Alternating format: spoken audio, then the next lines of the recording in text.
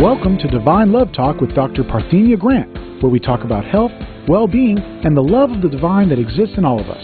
Now, here's your host, Dr. Parthenia Grant. All right. It's always a pleasure to be back here in the studios at CRN, where free speech is actually honored.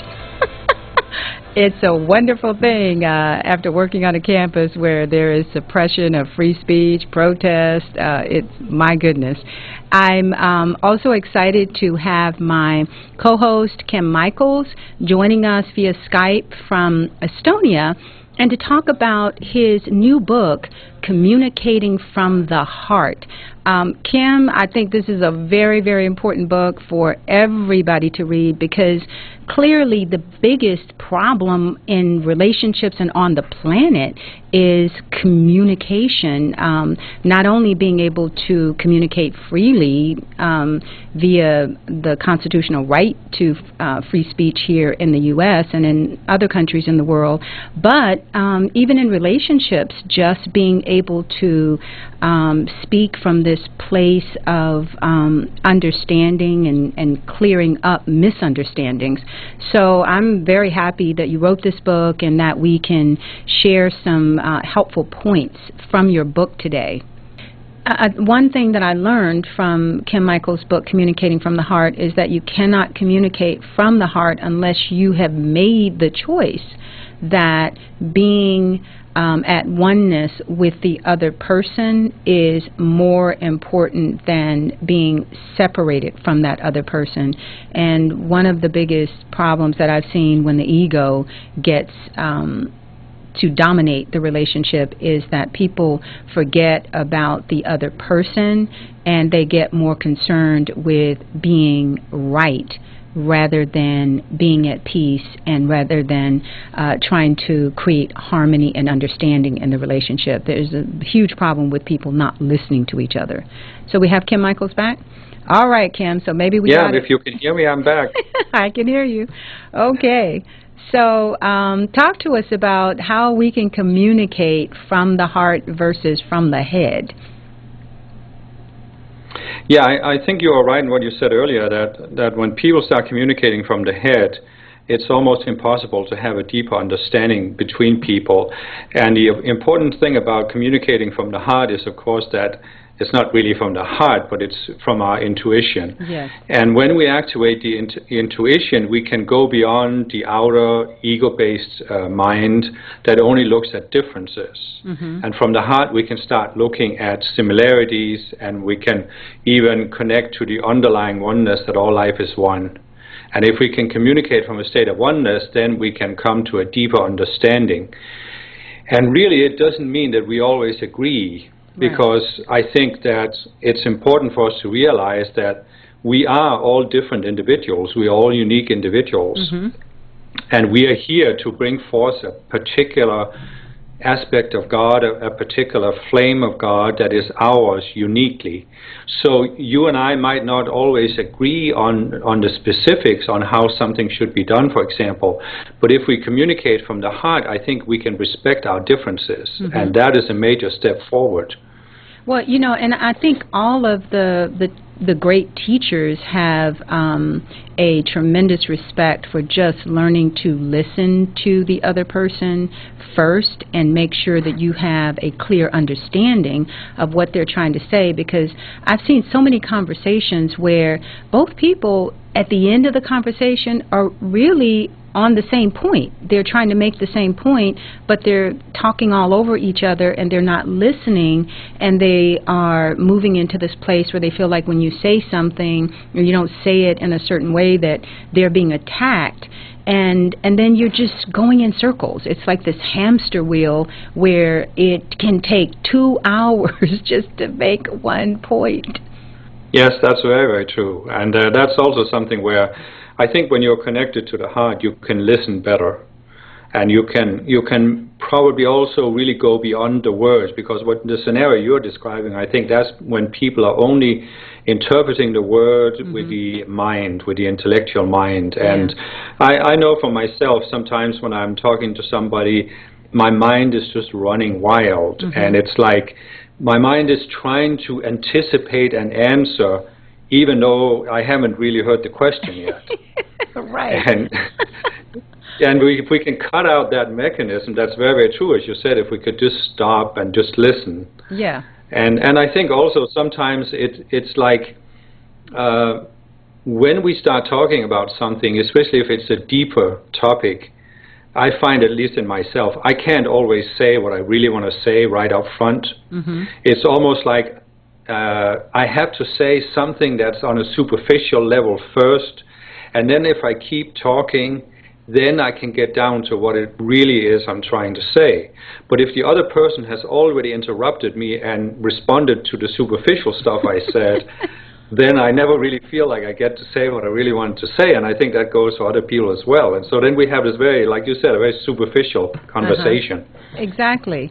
So, you know, in communicating beyond superficiality, for me, I know that I just have to feel what that person is feeling, you know, almost have this empathetic kind of connection to what's going on with that person.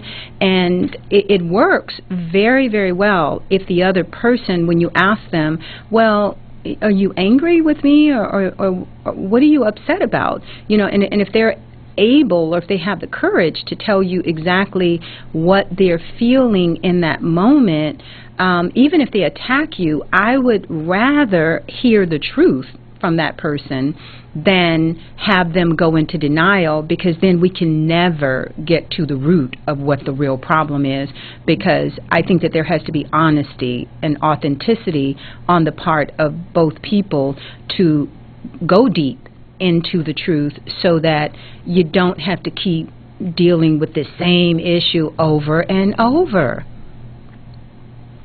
That's very true, but that is also because you're connected to the heart, because otherwise you can't do that, what you just said. You can't even listen, because your mind has already come up with a response to the first thing they said, you know. And but it is very true, honesty, and that's also talked about in the book, that honesty is a very important element of communication. And you have to really start out deciding, do you want a deeper communication, or do you just want the superficial kind of communication?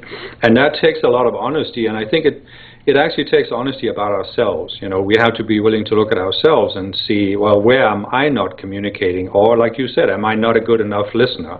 Am I just responding to the first thing people say and never really giving them a chance to get to the deeper issue? Right.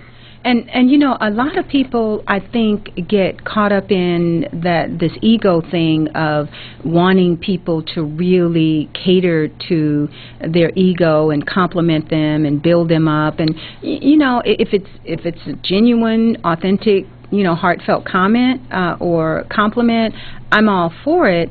But I think if you're really on a spiritual path and you really are trying to take a soulful look at yourself and where you need to grow, when someone tells you something that could be construed as critical of you, what I do is I take a deep breath and I listen from the heart, and then I go within when they make that comment, and I know if it's true or not. I know who I am better than anybody else, and I'm willing to own it, but I also know when that person is just projecting their stuff at me, and when they just have a need to attack because they're feeling frustrated or upset. And it does take I think a great degree of compassion and a willingness to be honest about yourself, to be willing to hear the truth. But at the same time, I don't think anyone has to subject themselves to constant attacks with someone projecting their stuff at you. No, and I think that's a really important distinction to make, you know.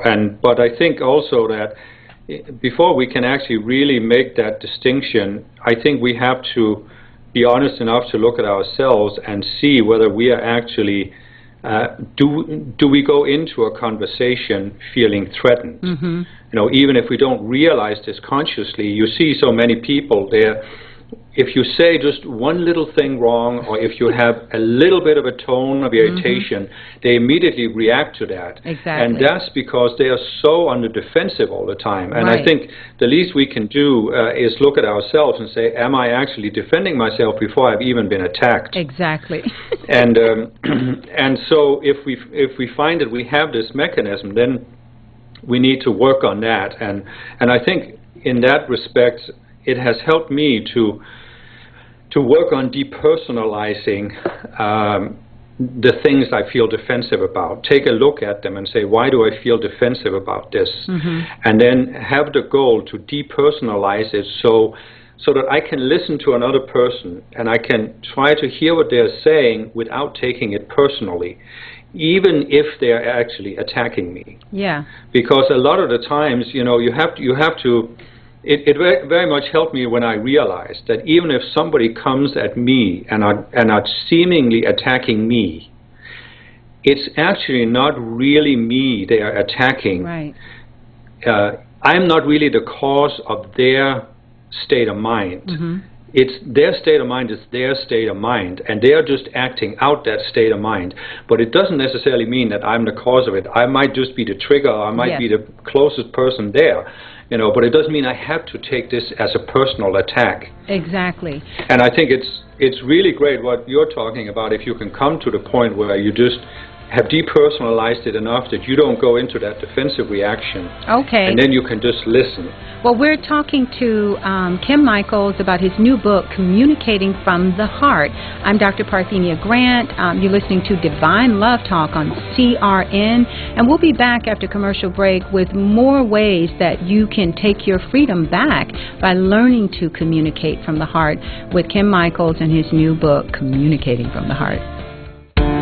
Okay, we're back with more of Divine Love Talk on CRN. I'm Dr. Parthenia Grant, and I'm interviewing my co-host Kim Michaels, joining us from Estonia. We're talking about his new book, Communicating from the Heart. It's available in bookstores. You can also check out a lot of amazing stuff at his website, transcendencetoolbox.com. And you can check me out on Facebook at Parthenia Onassis Grant or Divine Love Talk on Facebook. Kim, we were talking about the whole issue with being able to, I think, first listen from the heart and being willing to hear what that person has to say. And I found in helping like thousands of young people with their relationship issues and their problems, and the whole world is just very, very challenging. I find that I really have to learn how to listen from the heart, but also interrupt these patterns that people have of going into blaming others and not taking responsibility for their part in it. And I'm having to bring the conversation back to, okay, so what is the lesson for you, and what is your part in this, and what can you do about this?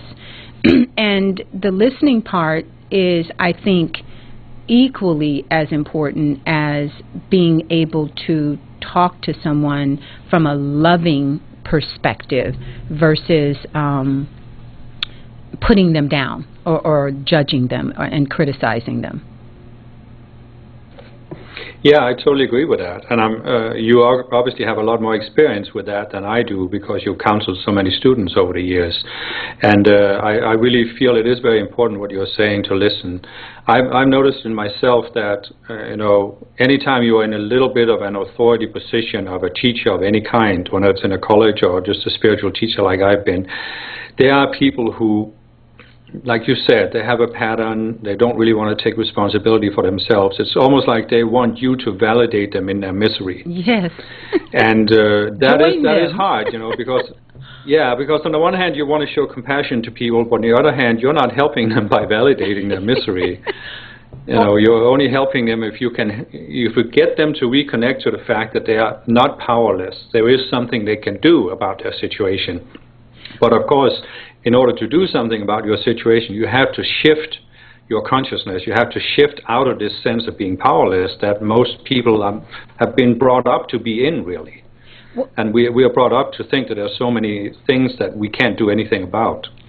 Well, you know, Kim, your works, the books that I've read and your websites have been critical and instrumental in me being able to shift my consciousness with all of the attacks that I've been dealing with over the past couple of years on campus that have just been very, very vicious and not learning not to react to them.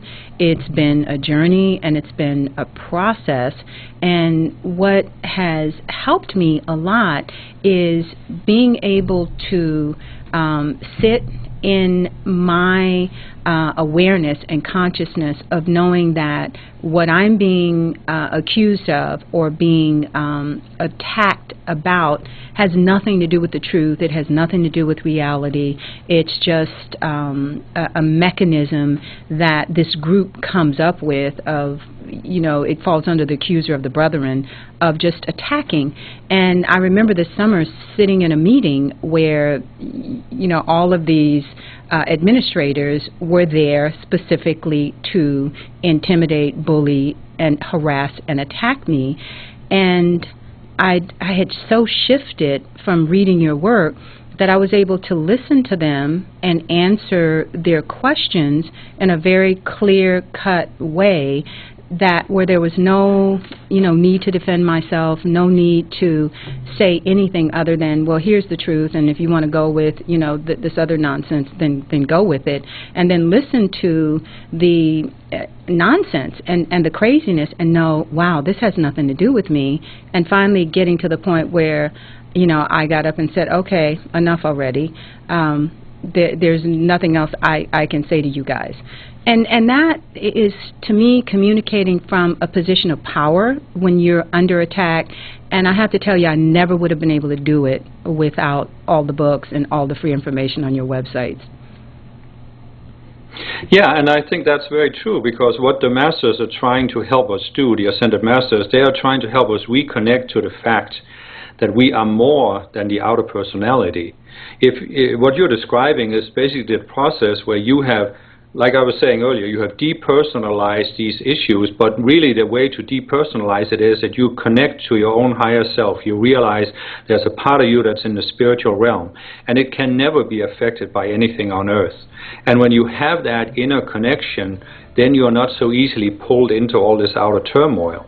I actually think that you know, one of the things the masters are talking about is that we have an inner sanctuary where we shouldn't let anything from the world in, and we can talk more about that after the break. Oh, great. Okay, so when we come back, we are going to talk about how you do not have to allow other people to influence your choices and ways that you can do that. You're listening to Divine Love. Kim, I wanted to pick up with the point that you were making before the commercial break. Could you repeat that?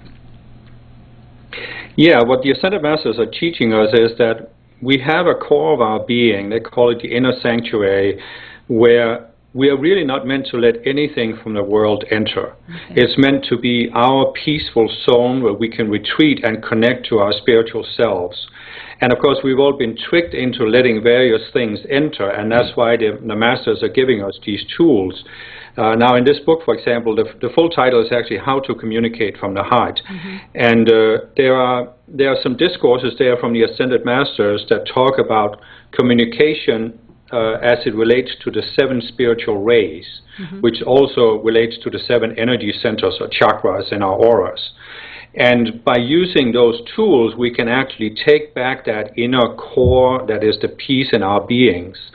And I think when we connect to our higher selves, we can avoid what is the most common problem, I think, in communication. Now, what the situation you're describing, and I'm sure many people will recognize this pattern in their own lives, there are simply some people that are coming at you with a very aggressive energy. Yes. And what I have learned over the years is that these people actually want to draw you into an argument. Yes. But the way they are doing it is they are actually trying to box you in before the communication even starts. Mm-hmm. And they do this by having some kind of a pattern where they're accusing you, labeling you, putting you down, attacking you in some way. And what they are hoping you'll do is that you'll start to defend yourself, start to comment on the accusations they are throwing at you, trying to refute them.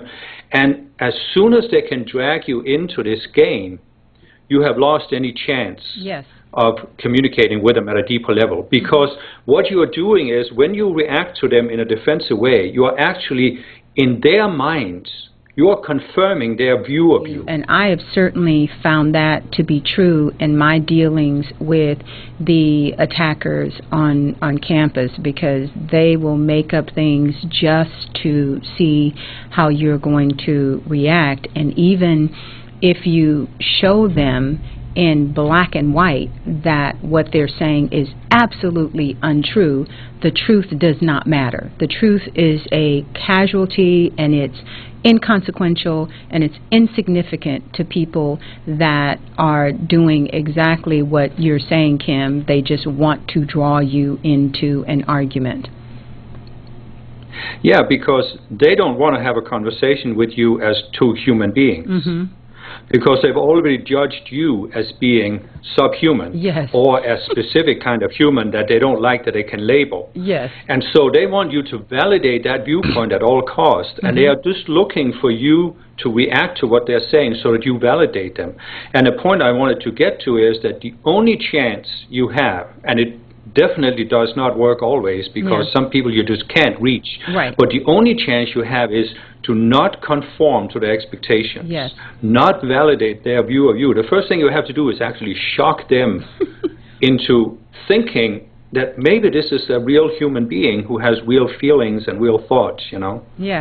And I found that they, you know, like in that meeting that I was referring to this summer, where they deliberately brought in all men, all authority figures, and I'm one little woman, and, you know, it was so clear, the contempt in that meeting that they had for women, and for me as a woman in particular. And I knew that their view of me had nothing to do with who I really am, and I had no intention of, you know, bowing down to them treating me as if I was less than they were, or getting caught up, you know, in arguing with them about anything. Just, you know, answering the question very shortly and basically going, and what does that have to do with reality? You know, here's the reality. What do you have to say? How can we get this meeting over with? Because the meeting was just a farce. It was just an attempt to box me in. There was a foregone conclusion. Exactly. And they had... well, you know, it looked like they had rehearsed it. In the college system. Yeah, of course, and they probably had. But it's terrible to hear that in a university system they can have this kind of disdain for women in this age. Well, women that don't go along with the program. If you become an honorary male and you go along with the program, then it's okay. And a lot of the women within the system have that, you know, masculine aura about themselves, and I'm very feminine. But that's the same you see in the business world, where women are tolerated if they act like men, but they're not tolerated for being women. Absolutely. And see, the wonderful thing about women is they're different from us men, and therefore they can add something that we can't come up with. Right, but there has to be an appreciation for it. So I've honestly found that when I'm dealing with people that, you know, have no appreciation for anything that I have to say, I want to let them say what they need to say, and then spend as little time as possible trying to communicate with them, because when a person is closed, it's a waste of time. You know, I think you do have to be able to gauge whether someone is receptive to hearing you, or whether they just want to spit their venom at you or attack you. And you know, when you have the discernment to be able to determine what their objective is, I think it's important to just, you know, pull yourself out of that situation. There's no reason to subject yourself to all that kind of negativity. No, there is no obligation to take abuse. Exactly, and that's essentially what's required. If I'm to go back on that campus, I have to be an absolute doormat, a robot, an automan, and, you know, give up my free speech, give up academic freedom, and toe whatever the party line is. And the interesting thing about it is when you capitulate to that kind of lack of communication, there's no end to how high they're going to ask you to jump. No, it'll just keep going. That's right. Very true. I actually would like to comment on this, since I have lived in the U.S. for as long as I did, for over 20 years, and I find that if you compare the U.S. to Europe, I honestly have to say that the U.S. is behind Europe when it comes to respect for women and equality among the sexes. Yes. Especially at least Northern Europe, which I know the best. And I especially found this when it comes to women taking authority positions. Mm-hmm. I don't know that there's a field where it's worse than in the field of religion, especially Christianity, where American Christian churches are so opposed to women taking any kind of spiritual position. We're a threat. That it's almost like it's past, you know, it's last century. It is so far behind what it should be. Right. Well, you know, there still seems to be this perception of Eve being the temptress, and if the woman in particular is feminine, then a lot of the threat with me is that I am comfortable in my femininity, and that is a real threat to the power structure within the educational system. You know, a woman should not, you know, have an intellect and a thinking brain and be, you know, feminine and comfortable in that. Yes, and that's where I have found that the Ascended Masters' teachings have really they have really nailed this so clearly, because they talk so much about that the outer characteristics we have on earth really don't matter. It's where are you as a soul. It's the soul level that matters. And they also say that we don't always embody in the same body. Sometimes we're in male bodies, sometimes we're in female bodies. Right. And I think honestly that many of the men who have problems with women in this lifetime were probably women in a recent lifetime. You know, and it's just comical to think that people can be so attached to these outer things, and that they can't actually look at a person as a soul that has inherent worth. And it doesn't matter whether they have this color skin, or whether they have this sex, or whether they have this ethnic background or national background. All of these things don't matter, because we are spirits. We are so much more than these outer characteristics. And I think communicating with the heart really is a matter of connecting to the fact that we are all spirits. We are so much more than these outer things.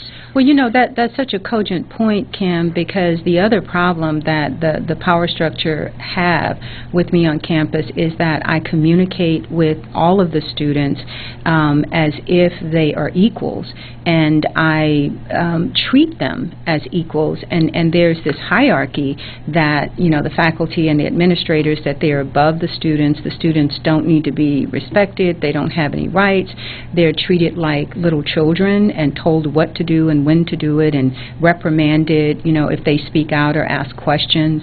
It's really so beyond kindergarten that it's really scary. Sometimes, you know, like when I talk to people about what goes on at my school, they go, wait a minute, is this an elementary school where you teach? Or I thought you taught at a college. And, you know. But, you know, I think that right there, Parthenia, that is probably the real problem I have with you. You don't respect the hierarchy. Yeah, I don't.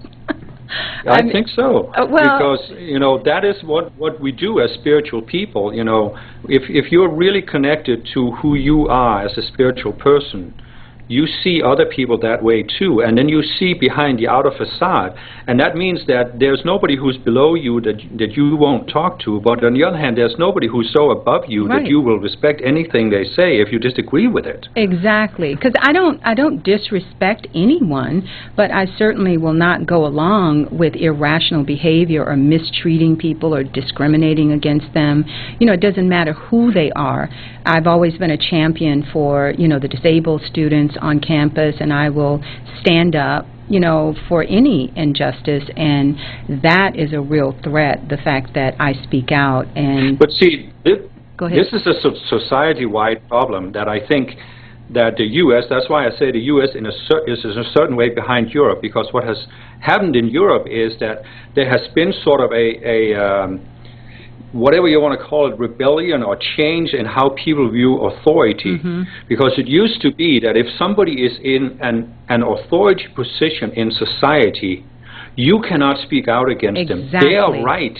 No, doesn't matter what they say, they are right because of their position. Exactly. And I see that authoritarianism much more prevalent in the United States than in Europe. Wow, you're so right, because that's really what it's about. And, when this whole group of authority figures, went to the newspaper to accuse me of being a cult, and I asked the reporter, a cult leader, I said, how can, given you all the evidence, that I'm being retaliated against for speaking out, how can you even validate the things that these people are saying? And he said, well, they're in positions of authority and they're all saying the same thing. And I was thinking, wow, now that's a profound lack of critical thinking skills. You can, something can be based on a false premise and it can look like it's true, but that is, it's still based on a false premise. But wasn't that what the student uprising in the 60s was all about, dealing with this authoritarianism? Absolutely. What happened to that? This reporter you were talking to, he must be younger. He must not know what happened back then. He was in my age group. It was scary that, this was an investigative reporter that was actually not using any kind of critical thinking skills, was using logical fallacies. It's like, okay, that might sound... Well, I'm sure glad the founding fathers weren't like him, because then you guys would still be British. Right? God save the Queen instead of, say, can you see? Well, and I just hold on to the fact that we still have a Constitution, in spite of the fact that there are all these attacks on freedom of speech on campus and the right to protest and the right, to actually expose whistleblowing. Man, you whistleblow within that district, you got to watch your back, because there's no telling what could happen to you. But think about this, the American Revolution, wasn't it about the fact that King George wasn't right just because he was king, and that didn't give him the right to abuse the inalienable rights of the people? Absolutely. That's what the American Revolution was all about. I mean, can we not go back to our roots and say we should at least try to live up to what our democracy is all about, what our country is all about? Right. And it's a sad state of affairs when you can look at the Ukraine and say, we're not too far behind in terms of the way that we treat our protesters here. The harassment, police brutality, it's very, very scary and very, very disturbing. But at the same time, I've had to take my voice back, because I'm physically sick, behind all of this. I've developed an ulcer. I've got internal bleeding, and I'm just going, why am I so sick? And it's because I really haven't publicly spoken out. And I'm just so happy to have this show where I can honor free speech and not be attacked for telling the truth. So I'm very grateful to CRN and being able to be on this show. Yeah, and it is a great opportunity, and I think like we talked about last week, that I think students in the educational system need to speak out a lot more, and there is really a need for a whole second shift where we start to do away with this authoritarian rule. Well, they're criminalizing it on my campus. The students get penalized, and professors, if you speak out. And there's hope. You're listening to CRN. Well, that's what King George did to the founding fathers. They were criminals too.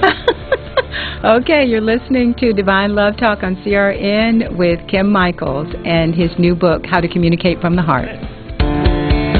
Okay, we're back with more of Divine Love Talk on CRN. I'm Dr. Parthenia Grant. You can find me at drparthenia.com and on Facebook at Divine Love Talk. And I'm talking with my co-host, Kim Michaels, about his new book, How to Communicate from the Heart. His book is available everywhere. You should check out all of the free information on his website, Transcendence Toolbox. Kim, I've so enjoyed our conversation going back and forth, being able to communicate from our hearts and speak our truth, without being stifled or oppressed at a radio station in America. It's a shame that I should have to say that free speech is under attack in America and on American campuses, but it is, and it's the truth. And somebody's got to have the courage to call it what it is and tell the truth from their heart. So I'm very grateful to you that we've had this conversation today. What would you say is our highest potential? Our highest potential? Well, I think free speech, even though we have it guaranteed in the Constitution, it really isn't any more free than what you are able to see, because you can't speak about something you're not aware of. And so you can actually have a situation, and I think that's what we've been talking about in this show, where certain authority figures in society, like the academic community, have created a kind of unseen censorship. Yes. It isn't deliberate censorship like it was in the Soviet Union, where somebody's sitting there reading it all and censoring it out, but it is an almost a voluntary and unconscious censorship, where people don't dare to talk about things that they know are going to be put down by the academic community. They want to toe the line, and students are in a sense blackmailed into this, because how are you going to get a degree if you don't toe the party line? Exactly. Yes, and they're and that is, I think, it's a very big question today. Whether you actually get a degree at a major university if you said something that was in complete opposition to the academic line.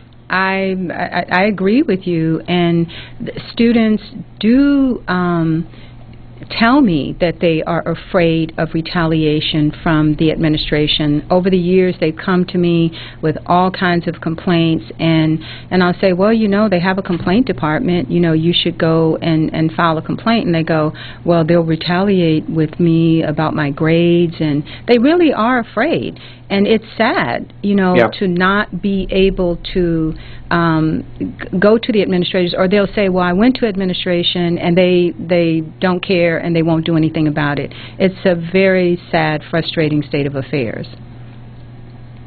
Well, I talked to a college professor a few years ago who had done some TV programs about some controversial research about the pyramids, and he was telling me that when he first heard about this, about the pyramids potentially being much older than the academic community says, he didn't dare to talk out about it because he wasn't yet a tenured professor. Yes. And he knew that if he said something that was that controversial, he would never get tenure. That's right. And then when he got it, then he would start talking out because they couldn't get rid of him. But nevertheless, he can still be discredited and be kept outside. And, and I think it's so ironic that the very academic community that claims to have freed us from the thought police of the Catholic Church in the Middle Ages have now created their own thought police. Oh my goodness, have they? And they're very blatant about monitoring Facebook and phone calls and emails.